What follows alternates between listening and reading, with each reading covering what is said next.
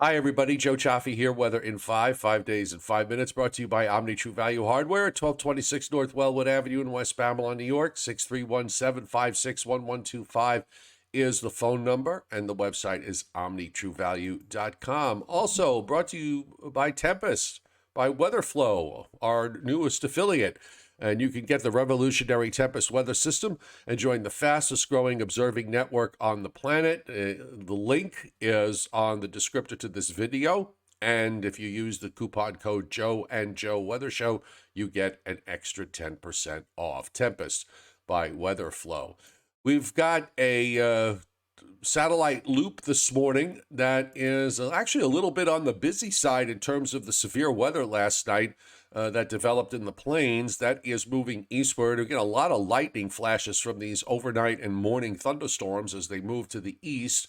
But meanwhile, here in the northeast, just got a little bit of cloudiness coming over the top of these storms from the Great Lakes southeastward through southern New York and then just reaching the coast. I don't think it really changes too much in terms of the overall outcome today. It should be a nice day overall. You see the showers that are up around the Great Lakes and also up in western New York. Those actually the ones in western New York and northwest Pennsylvania will actually start to dry out as we go through the morning and into the afternoon. And this is what's left of the overnight thunderstorms and severe weather that's moved through the plains and now heading a little bit further to the east. And we do have severe weather risk today running from southern Wisconsin all the way down to the western Gulf Coast. There's slight risk in much of East Texas, western Louisiana, most of the state of Arkansas, and into Missouri. That comes with a 2% tornado risk. And over the coming days, as we take a look, for tomorrow, this is Friday into Saturday, marginal risk, the Texas coast, Louisiana into Mississippi. And as we look at to day 3, which is Saturday into Sunday, we have a marginal risk from Florida all the way up into Virginia with a slight risk in the Carolinas, also a small area of marginal risk in parts of interior South Texas. And with rainfall, with this next cold front that's going to come through Saturday night and Sunday, we're going to see about 3/4 of an inch, maybe a few spots will get an inch in most of the Northeast into the Mid-Atlantic states. The heaviest rains over the next week will be in the lower Mississippi Valley and along the western Gulf Coast, where we're looking at 3 or more inches of rain being forecast. And you see it's basically 3/4 of an inch to an inch and a half in the southeast and 3/4 of an inch to an inch and a half up in the Pacific Northwest. So let's look at today, and we'll start with today's high temperatures, which will be back into the 70s this afternoon. With the temperatures a little bit cooler, southeastern New England, Long Island, the New Jersey shore, most highs there will be in the 60s, east end of Long Island and around the Cape, it's only going to be in the 50s, but you start to work your way inland and you start to see temperatures get up into the 70s. And here we're seeing in southern Pennsylvania, lower 80s starting to show up. Now, the higher temperatures will be tomorrow, but it's a little bit tricky because we're going to have an east to southeast wind just about everywhere. Nonetheless, the wind is going to be light. It's not going to be a screaming 15 or 20 mile an hour wind coming in off the ocean, because then these temperatures that you see would be about 10 degrees lower. It's just going to be a light 10 mile an hour or less wind.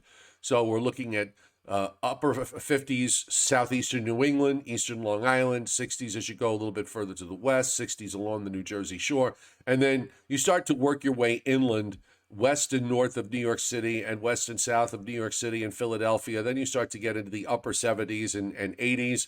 Southern Pennsylvania, well inland, we're looking at upper 80s to around 90 degrees. And unlike last week, this time around, the hottest temperatures are probably going to be around the Washington, D.C., Baltimore area, where temperatures will probably be in the upper 80s to low 90s.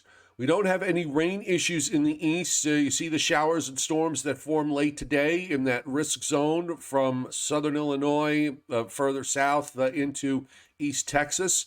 And then those storms are going to hang around because the next cold front is not going to be moving east with any kind of a rush. So we've got a decent day today. We've got a decent day tomorrow. And I think much of the daytime Saturday should be fine. Then Saturday night into Sunday, you see those showers and storms Saturday afternoon moving into western Pennsylvania, down into Virginia and North Carolina. And then they reach the coast Saturday evening, continuing to move to the east. And it looks like everything seems to want to be moving a little faster. I mean, most of the shower activity is done by Sunday morning, except up in New England, where we could see clouds and showers hanging around for at least part of the day on Sunday. But areas going to the south will likely see a little bit of improvement. And then moving on into next week, which will start off on the dry, but on the cool side. And the overall pattern next week, by the way, is going to be blocky. So we're going to have weather systems that are going to be trying to move well to the south of their normal tracks instead of moving toward the Great Lakes. They look like they're going to move across the lower Tennessee Valley. And as long as they stay suppressed, much of next week, at least the start of next week anyway, will be on the dry side. So we'll go over this again and talk more about the short, medium, and long range tonight on the Joe and Joe Weather Show, and that's at 7:35 p.m. Eastern Time. So we hope to see you then.